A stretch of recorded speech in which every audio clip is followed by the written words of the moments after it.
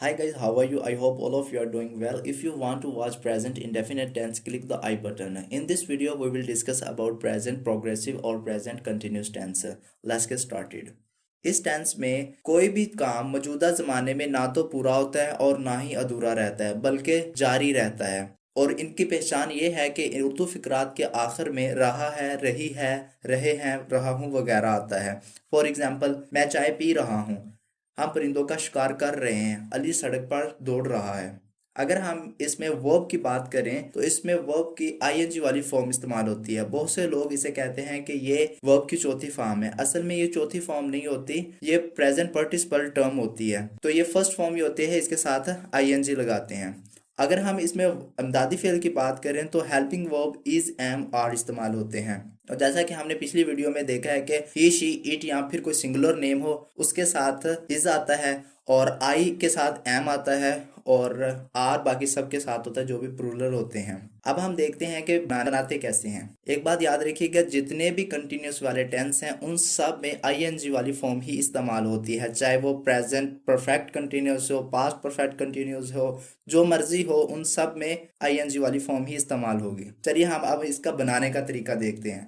बनाने के लिए हमें सबसे पहले सब्जेक्ट आएगा, उसके बाद हेल्पिंग वर्ब जो भी हो, जैसे इसमें इज, एम, आर है तो जो भी अकॉर्डिंग टू द सेंटेंस जो भी होगा उस पे हम लगा देंगे। उसके बाद आईएनजी और उसके बाद ऑब्जेक्ट। चलिए एग्जांपल से इसको समझने की कोशिश करते हैं। For example, I am taking tea. देखिए इसमें क्या हुआ कि सबसे पहले सब्जेक्ट आ गया, उसके बाद एम जो कि एक हेल्पिंग वर्ब है, उसके बाद टेकिंग यानी कि जो टेक वर्ब था उसके साथ आईएनजी वाली फॉर्म आ गई, उसके बाद टी, टी एक ऑब्जेक्ट है।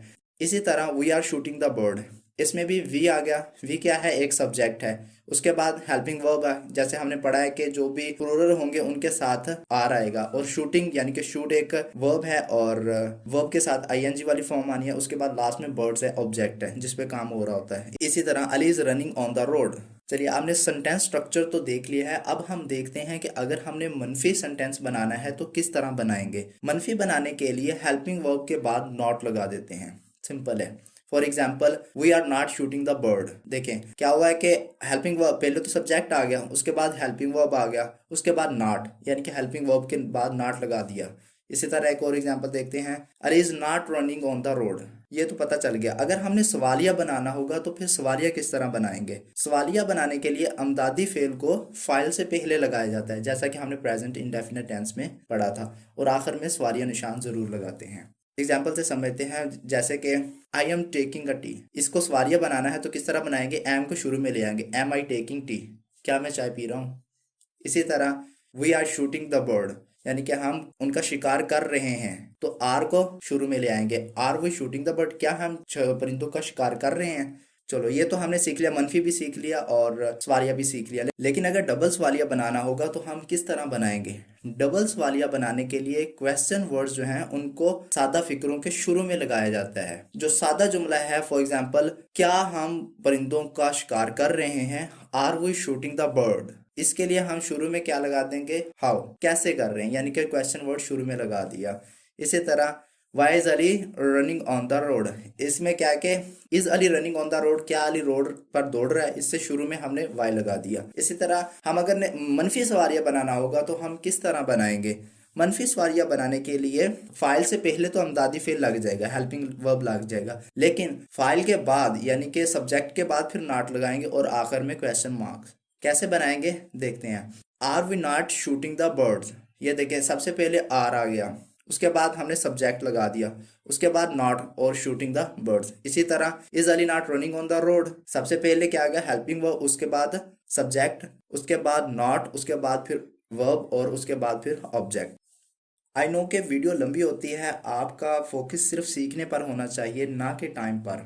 और वीडियो का कोई भी पार्ट स्किप करने वाला नहीं होता, शुरू से एंड तक वीडियो को पूरा देखा करें। जैसा कि आपको पता है इस कोर्स की हर वीडियो के दो पार्ट्स होते हैं, तो एक पार्ट तो हमारा कंप्लीट हो गया है। अगर इसमें कोई बात समझ नहीं आई तो आप कमेंट करके पूछ सकते हैं। इसके अलावा मैंने डिस्क्रिप्शन में अपना व्हाट्सएप नंबर और ईमेल दिया है, आप वहीं से अगर कुछ पूछना चाहें तो आप ईमेल कर सकते हैं या व्हाट्सएप भी कर सकते हैं। चलिए अब हम बढ़ते हैं एडवांस लेवल की तरफ।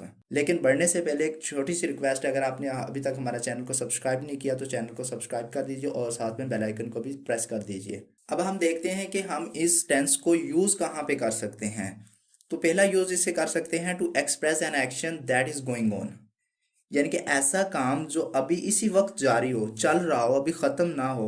For example, we are walking on foot, यानी कि हम चल रहे हैं और अभी चले जा रहे हैं, रुके नहीं हैं या चलना नहीं है बल्कि चले जा रहे हैं। इसी तरह एक और एग्जांपल देखते हैं, he is writing an important ऐसे, यानी कि ये लिख रहा है, ये अभी रुका नहीं है। इसके अलावा हम कहाँ इस्तेमाल कर सकते हैं, to describe an action not happening now but happening around the present, यानी हम आम अंदाज में प्रेजेंट को बयान करने के लिए भी इस्तेमाल करते हैं। जैसे हमने किसी के बारे में पूछना हो कि वो आजकल क्या कर रहा है, क्या काम कर रहा है, इसके लिए भी हम प्रेजेंट कंटिन्यूस टेंस को इस्तेमाल कर सकते हैं। एग्जाम्पल से इसको समझने की कोशिश करते हैं, what is he doing these days, वो आजकल क्या कर रहा है। नेक्स्ट है to describe an action that is plan for future, ये फ्यूचर के लिए भी इस्तेमाल होता है। जैसा कि हमने किसी को बताना हो कि हम कल जा रहे हैं या वो कल आ रहे हैं, इसको एग्जाम्पल की मदद से समझते हैं, they are coming to see us tomorrow, यानी कि वो हमारे पास आ रहे हैं, कल को आ रहे हैं, यानी कि फ्यूचर को बयान करने के लिए भी हम इस प्रेजेंट कंटिन्यूस टेंस को इस्तेमाल कर सकते हैं।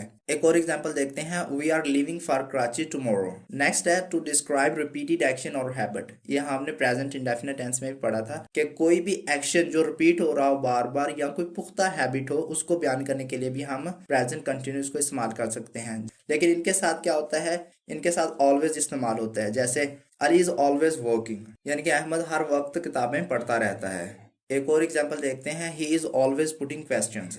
नेक्स्ट है टू डिस्क्राइब कंसिस्टेंट हैबिट, यानी किसी पुख्ता आदत को बयान करने के लिए भी हम इसे इस्तेमाल कर सकते हैं।